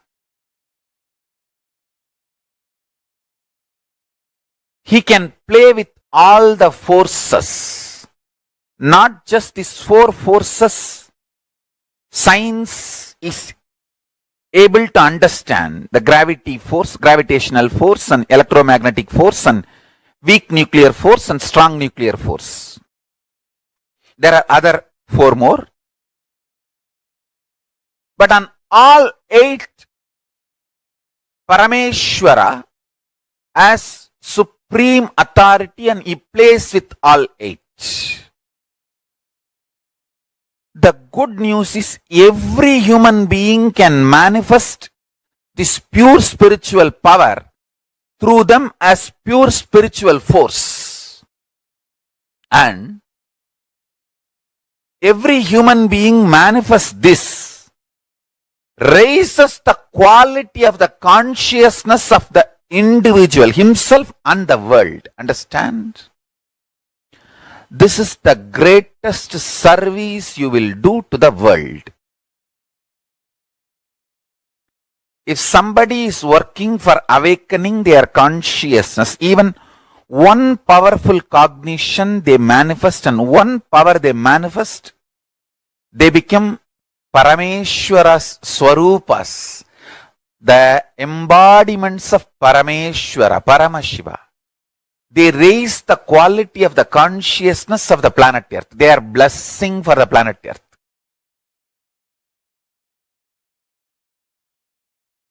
My only work is to make at least few million people understand this truth and live this science. Understand the truth. The Parama, supreme power, can manifest in us as supreme force, which is superseding authority, which can play with all the four forces science has understood, and there are four more forces science is yet to understand. The four forces science understood is gravitational force, electromagnetic force, weak nuclear force and strong nuclear force. The greed for more happening in the macrocosm is gravity. The gravity happening in the microcosm is greed. Study all the principles related to gravitation in every level, whether Newton's initial level theories or Einstein's quantum level theories or the modern day recent parallel universe, parallel life understandings and revelations. Study all of it. Map all of it to your greed. How your greed functions. How your greed becomes active or passive, aggressive or regressive. How it exists. How it manifests. How it manipulates. How it becomes life positive, sometimes life negative. Understand? How you attract, you gravitate what you want towards your life, you will be empowered with the knowledge, science, power of manifesting what you want. If you understand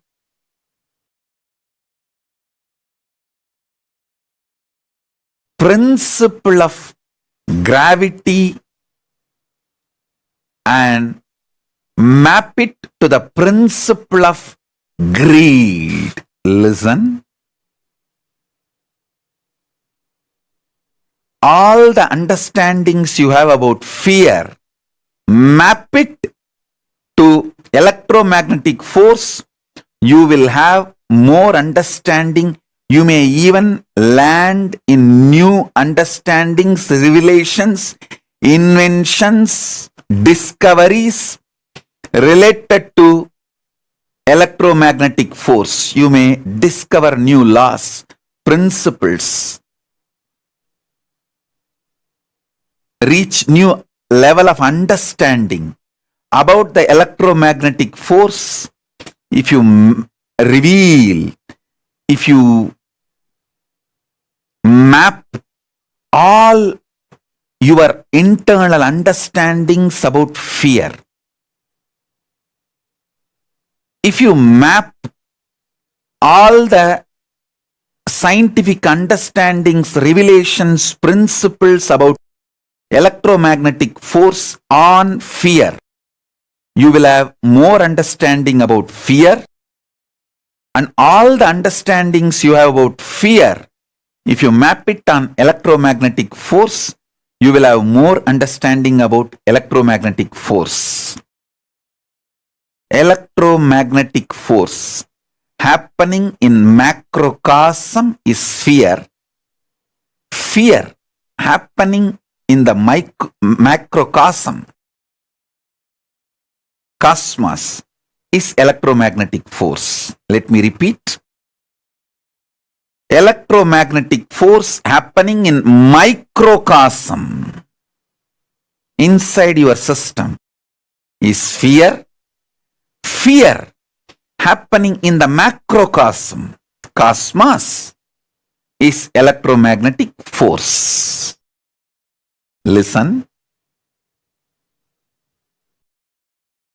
Whenever you get a powerful cognition, a powerful inspiration, like unclutching, understanding about unclutching is the powerful cognition. What happens to you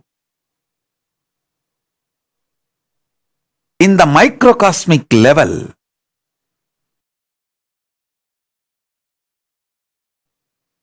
It is actually equivalent to the weak nuclear force happening in the macrocosmic level. Whatever happens to you, whenever you get the powerful cognitions inside you, map that understandings to the weak nuclear force. You will have more revelations, inventions, discoveries about the weak nuclear force. And whatever you know, science knows about the weak nuclear force, map them to your powerful cognitions. You will have so much revelations inside, and you will be able to manifest so many powers inside.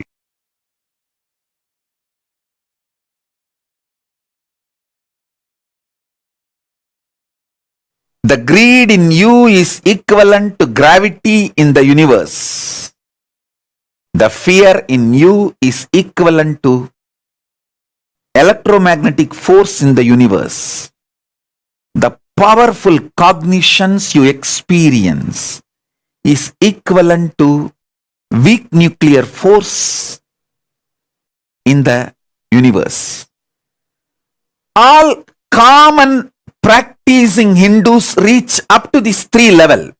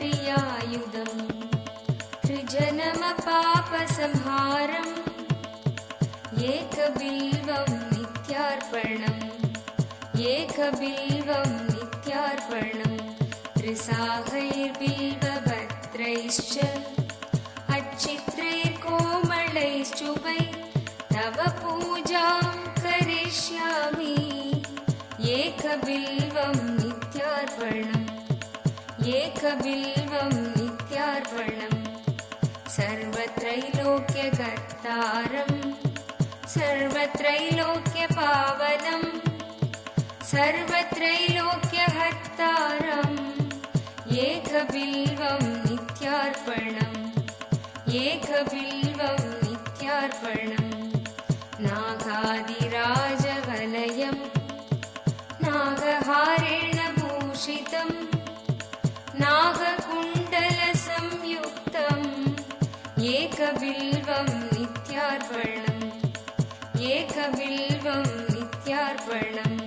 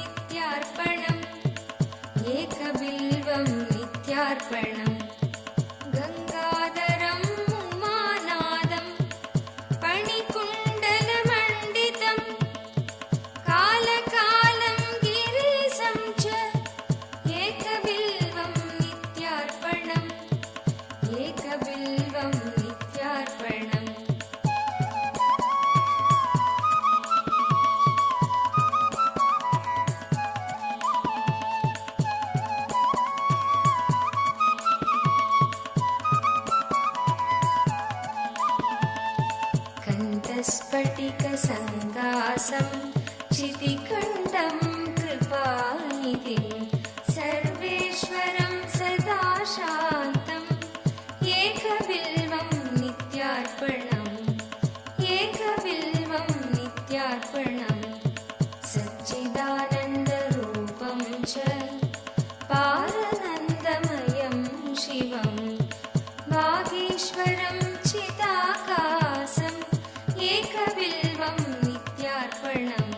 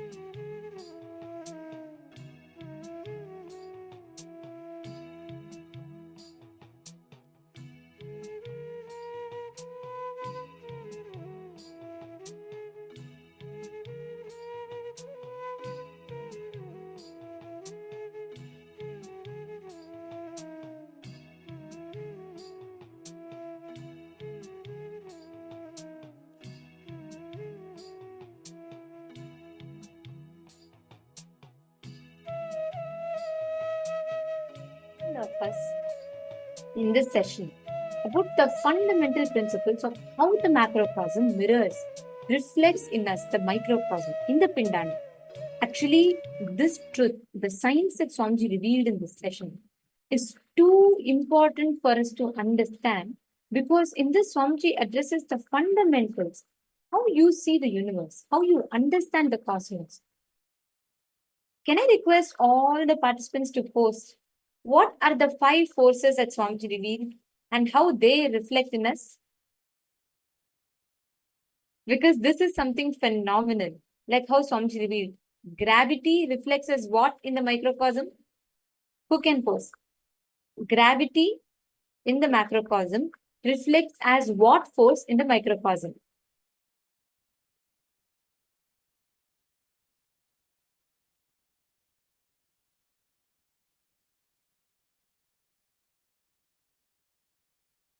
Same way, gravity reflects as greed. Same way, the electromagnetic force, weak nuclear force, strong nuclear force, each of these forces of the cosmos mirrors, reflects inside of us as different components, different emotions. The macrocosm mapped into your microcosm exists, reflects as various different of these components. The only thing you need to understand is when you start mastering these 4 fundamental forces, everything you know about you and the influence of you on the universe and universe on you changes. When those understandings, the basic quantities, units with which you measure yourself changes, the experience you have, the kind of power you feel that the cosmos has over you versus you over the cosmos will completely change. And you will start becoming aware where you're letting that influence happen. That is why Swamiji tells whenever you complete and you feel like, when, for example, the more and more lighter you become, the lesser thoughts that you have, you will be able to levitate, you'll be able to start moving up. Like how the lesser the mass that you have, you start floating. The macrocosm reflects in us through these 5 fundamental forces. The 5th force being the force of consciousness. If you understand the laws of gravity, you can very easily understand how greed functions in you. If you understand the laws, all the different ways in which fear functions, you will start understanding the laws. If you understand the laws of electromagnetic force, you will start understanding how fear functions inside you. Each of these fundamental forces of the cosmos exists in you, manifests in you as different emotions. Now we may wonder, okay, but how is it, what should I know from this? What is it that I need to change through this? If you start understanding the principles of 5 forces in you, how these 5 forces mirror, reflect, if you grasp it, if you start understanding it, in physics, the fundamental forces are the life energies that is given to us. And not just internally, even externally, you can play with everything around you. All these forces are given to us, but we use them only accidentally. We don't know the science behind it. Everything, that is why if you see whatever we attract in life is accident. Money you get accidentally, and breakthroughs you get accidentally, relationships happen accidentally. You cannot, the science of manifesting things consciously is not known to us because we only use these forces accidentally. You don't know, like for example, if you have to now, let's say, use greed to achieve something, or use gravity, you don't know the science behind it. But accidentally, sometimes you may use your own greed to make yourself achieve some success. You know how exactly what is the right way to use it, but it's accident. Understanding about these 5 forces will enrich your life, will empower you to understand the knack of how these forces influence you. Swamiji beautifully tells, if you understand these 5 forces, everything starts getting manifested in you. You start understanding each of these forces. Gravity, greed, weak nuclear force, strong nuclear force, the magnetic force, each one of them. Now, for example, the weak nuclear force is powerful cognitions. The powerful cognitions happening in the macrocosm is weak nuclear force. Weak nuclear force happening in the microcosm is powerful cognition. So, if you see what is weak nuclear force? Weak nucleus force, that's the basic force that causes the nucleus decay. Means attractive forces that work over a short distance and they causes the nucleus decay. So in physics, this is the electroweak theory in physics describes both electromagnetic force and weak nuclear force very clearly. So the strong force that binds the nucleus and the electromagnetic force binds the atoms. Weak force is radioactive and decay. So in each of these forces, like for example, externally, macrocosm, because of the heat in the sun, the fusion of protons and neutrons, they form together, fuse together, and they form what we call as a deuterium. And the excess of energy from this fusion happens. Now, understand, constantly manifesting powerful cognition means you go on making a powerful chain, powerful links, and you go on manifesting the powerful cognitions. That is exactly how the weak nuclear force is connected. How in the macrocosm the radioactive decay happens the same way. You work in the microcosm level. If you actually take a few minutes now, pen down what you understand towards with gravity and greed. What are the principles that you're understanding between the two? If you just sit with yourself and take a few minutes, pen down how each of these reflect in the macrocosm and in the microcosm. Just take 3-4 minutes to quickly pen down.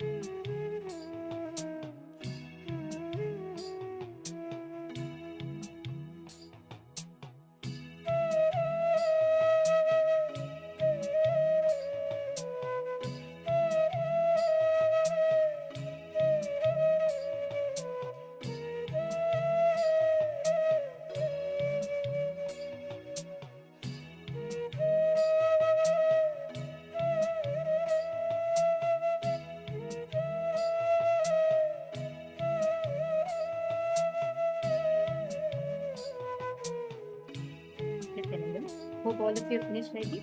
Have all of you finished writing?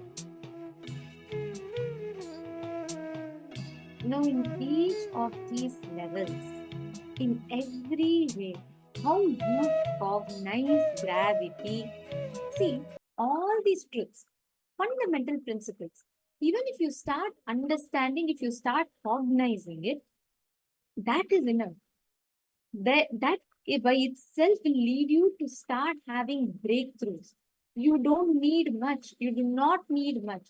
Just sit and start cognizing within you. Start understanding within you.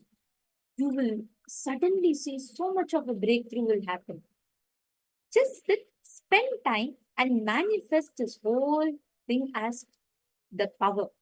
Right now, see, when you start understanding how you exist as consciousness, Swamiji tells, Isha Vasyam Idabham Sarvam means consciousness is all pervasive.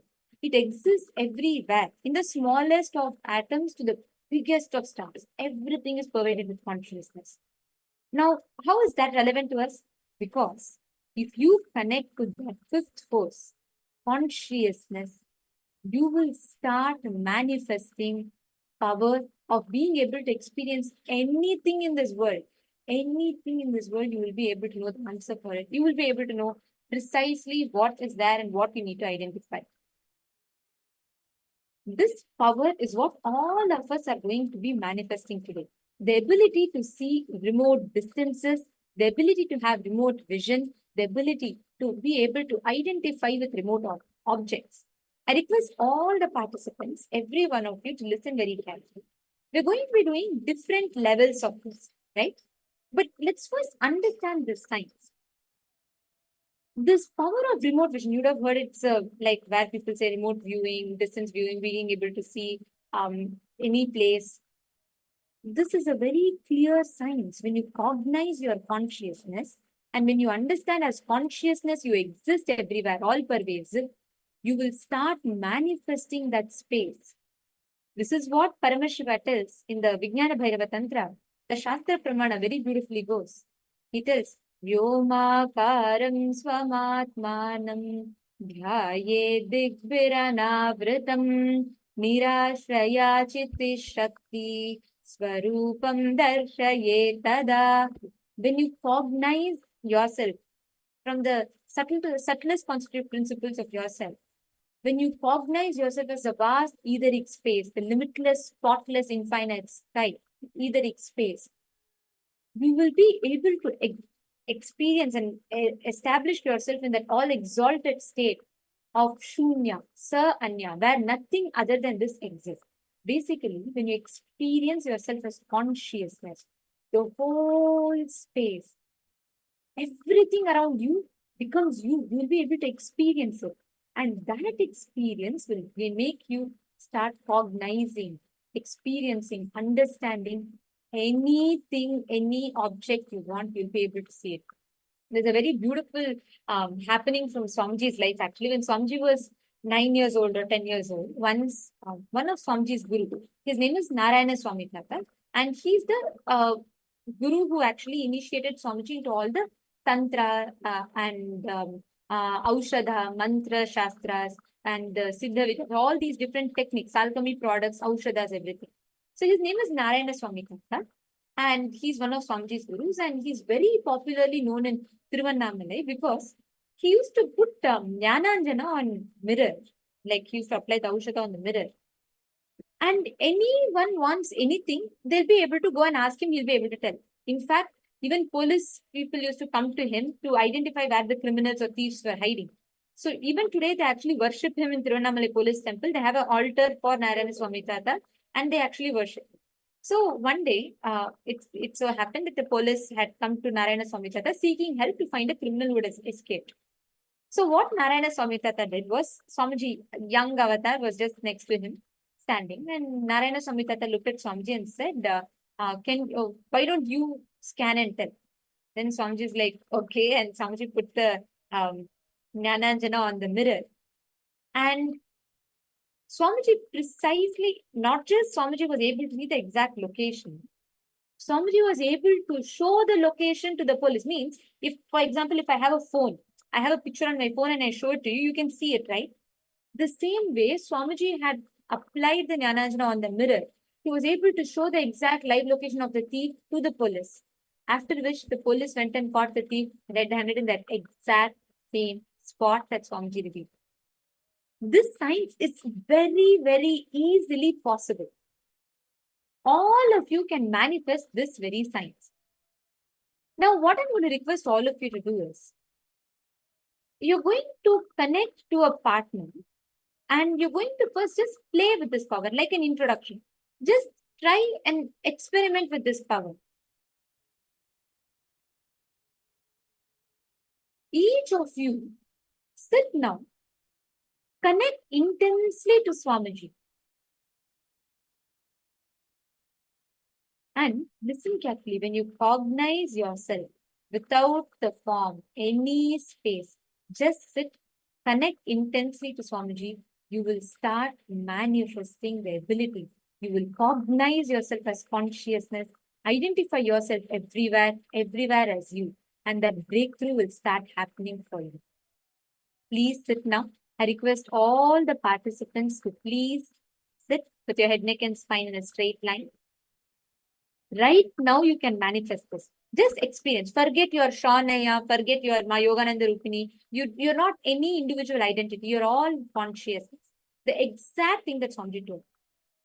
The moment you identify yourself as consciousness, you will know how you can use all these 5 forces to harness the access the exact detail that you want to access from the cosmos. Please sit now. I request all of you, just connect to some friend, some partner, and manifest this power. Just do 2-3 rounds so you start understanding this science.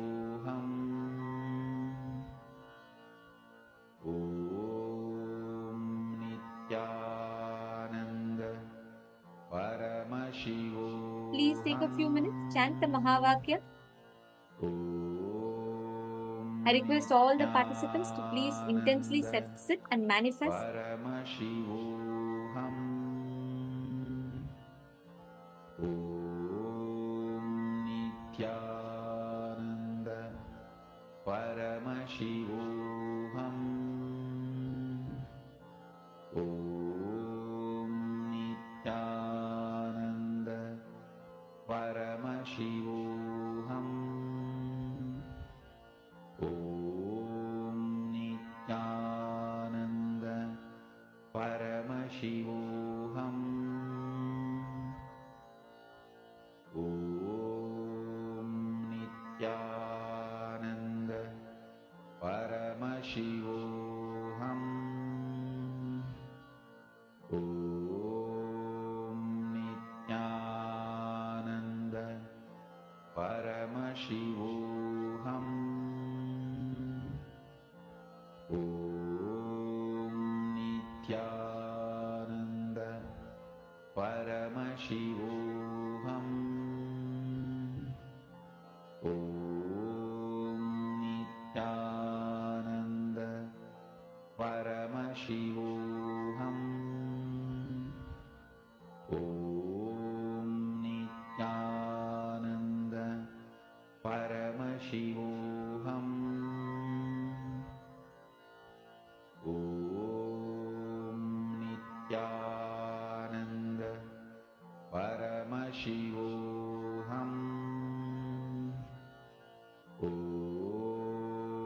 Nithyananda Paramashivoham Om Nithyananda Paramashivoham